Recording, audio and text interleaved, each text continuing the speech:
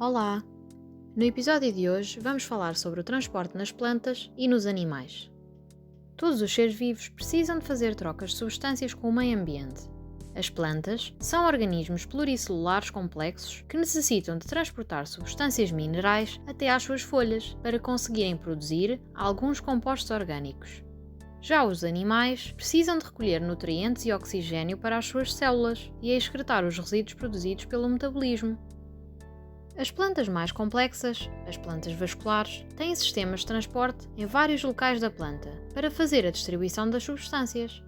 Mas como é que ocorre o transporte nas plantas vasculares?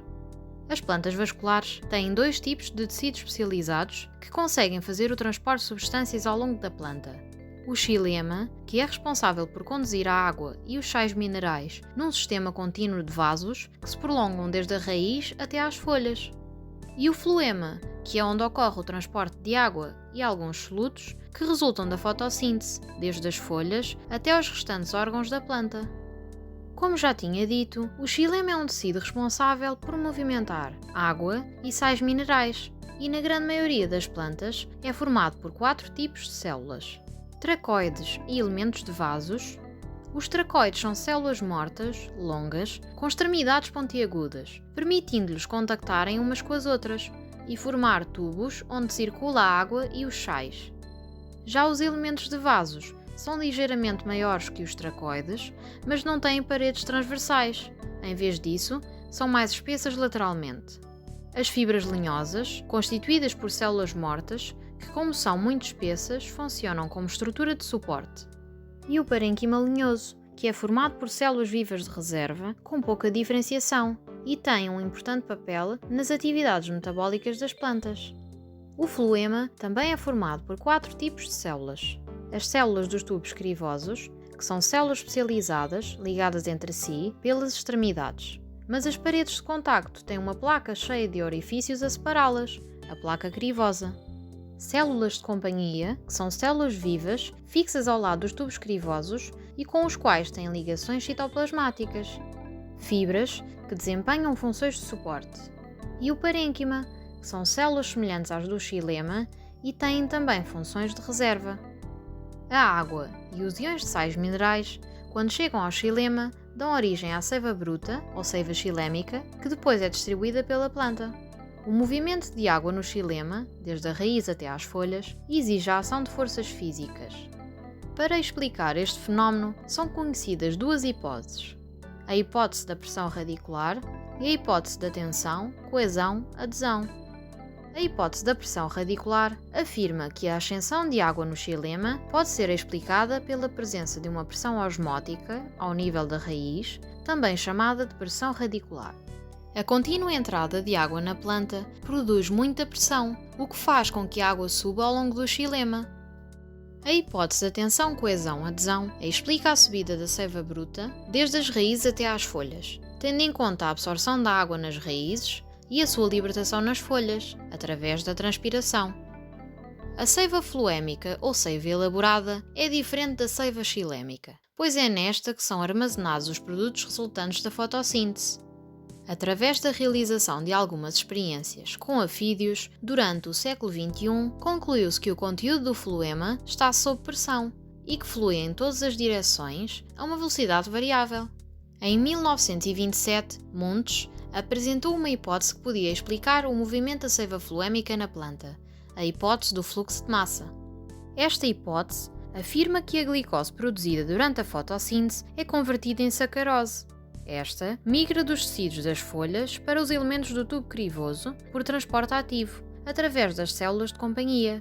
Com o aumento da concentração de sacarose nos tubos crivosos, aumenta a pressão osmótica nos tecidos, e a água, vinda do xilema, entra nestas células, que ficam túrgidas. A pressão de turgescência faz com que a seiva elaborada se desloque através das placas crivosas para os tubos seguintes. O transporte das substâncias que estão no floema não implica o gasto de energia, mas a sacarose entra no floema por transporte ativo e, por isso, ocorre consumo de energia.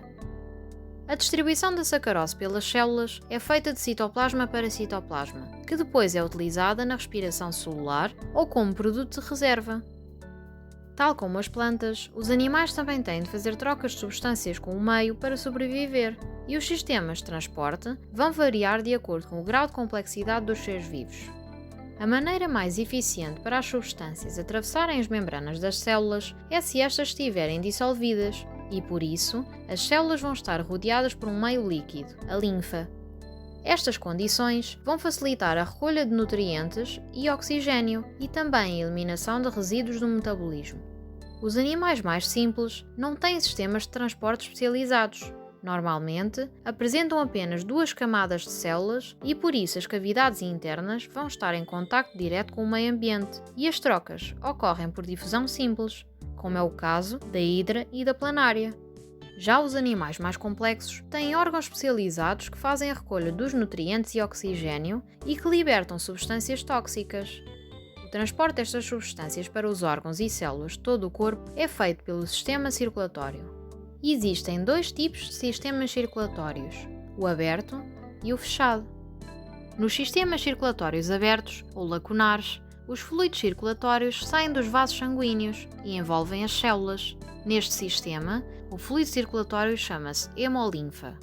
Tem este nome pois não existe nenhuma distinção entre o sangue e a linfa. Nos tecidos, a hemolinfa vai abandonar os vasos e desloca-se para um sistema de cavidades. O sangue vai fluir mais lentamente e por isso os animais vão movimentar-se mais devagar e ter baixas taxas metabólicas. Nos sistemas circulatórios fechados, o líquido que circula nos vasos sanguíneos é o sangue e o que rodeia os tecidos é a linfa. O coração bombeia o sangue para todo o corpo, no interior de vasos de vários calibres, que vão diminuindo gradualmente, até estes serem formados por apenas uma camada de células, os capilares sanguíneos. As trocas vão ocorrer entre os capilares e a linfa que rodeia as células, linfa intersticial.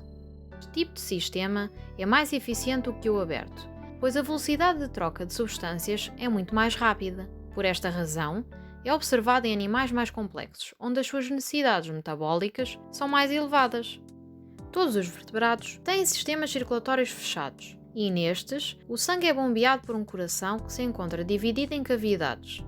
No coração dos peixes, apenas circula sangue venoso, que passa uma única vez no coração, em cada circulação, ou seja, tem circulação simples. O coração dos peixes tem duas cavidades, uma aurícula e um ventrículo. As veias transportam o sangue venoso, rico em dióxido de carbono, para o coração, que o bombeia para o cone arterial. Nas brânquias vão ocorrer as trocas gasosas, onde é libertado o dióxido de carbono e recolhido o oxigênio que está na água, passando o sangue de venoso a arterial.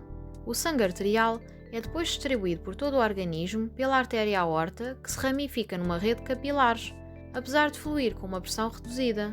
Estes são animais com baixa taxa metabólica. As trocas gasosas ocorrem ao nível das células, em que o sangue venoso saturado em dióxido de carbono regressa ao coração pelas veias. Nos anfíbios, a circulação é dupla, pois o sangue faz dois circuitos, um pulmonar e um sistémico, passando duas vezes no coração. Estes animais têm o coração dividido em três cavidades, duas aurículas e um ventrículo, que nos répteis está parcialmente dividido. Nos anfíbios, o sangue vindo de todo o corpo entra na aurícula direita, enquanto na aurícula esquerda entra sangue vindo dos pulmões. A contração das aurículas move o sangue para o ventrículo, que depois envia uma parte deste sangue para os pulmões. Esta corresponde à circulação pulmonar ou pequena circulação, e a outra para os outros órgãos, e esta corresponde à circulação sistémica ou grande circulação. A circulação é também incompleta, pois pode ocorrer uma mistura parcial do sangue arterial com o sangue venoso, influenciando a concentração de oxigênio no sangue. Nos répteis, a circulação é semelhante à dos anfíbios, excepto os crocodilos, que têm um coração com 4 cavidades. O coração das aves e dos mamíferos está dividido em 4 cavidades, 2 aurículas e 2 ventrículos, e apresenta um septo cardíaco musculoso que separa o lado esquerdo do lado direito.